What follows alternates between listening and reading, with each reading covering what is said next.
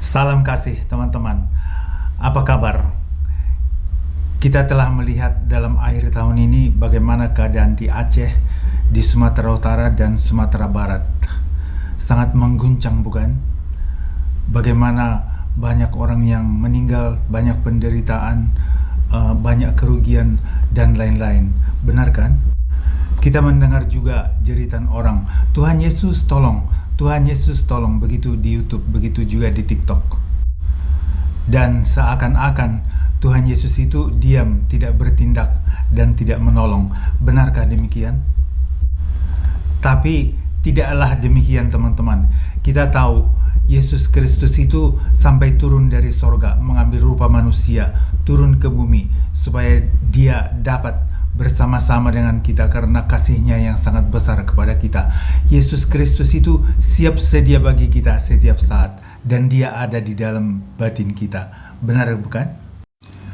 Sebagai contoh bisa kita ambil apa yang ada dalam Alkitab, di mana waktu itu Yesus bersama murid-muridnya naik perahu.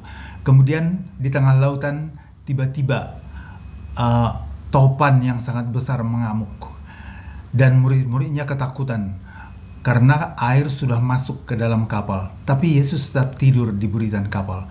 Dan murid-muridnya mengatakan kepada Yesus seperti ini. Guru, katanya, engkau tidak peduli kalau kita binasa? Wah, udah ketakutan mereka, bukan? Nah, coba perhatikan kata-kata murid itu. Guru, engkau tidak peduli kalau kita binasa? Nah, murid-murid itu mengatakan, Yesus tidak peduli. Kemudian Yesus bangun dan menghardik laut itu dan berhentilah topan itu. Sebenarnya bukan hanya laut itu yang dihardik oleh Yesus, tapi iblis, setan yang mensponsori angin topan itu yang dihardik Yesus sebenarnya, yang murid-murid itu tidak tahu. Nah, demikian juga peristiwa yang di Sumatera, Aceh, Sumatera Utara dan Sumatera Barat. Sebenarnya iblis itu yang kita hardik. Ya kan? Seperti Yesus menghardik iblis itu dan topan itu. Bukan manusia yang saling menyalahkan.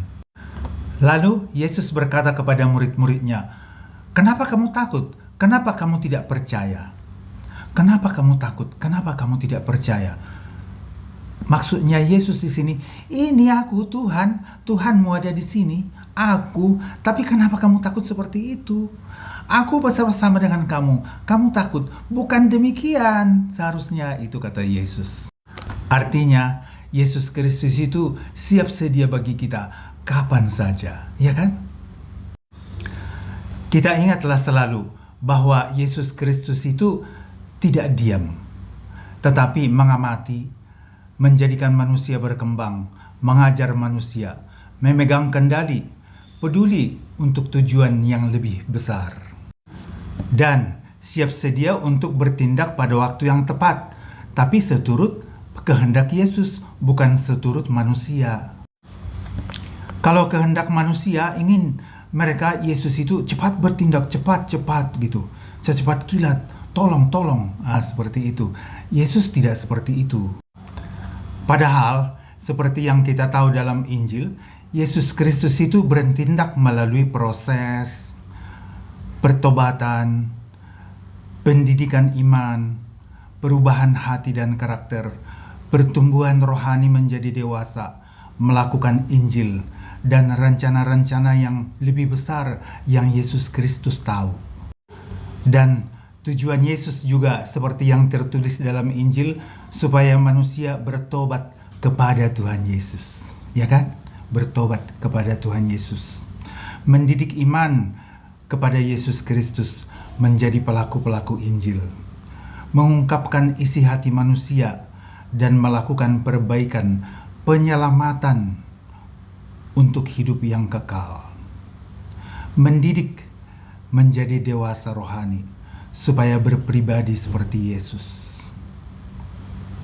supaya manusia itu menjadi rekan relasi Yesus Kristus.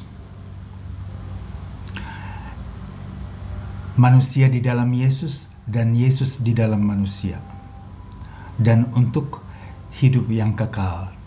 Nah,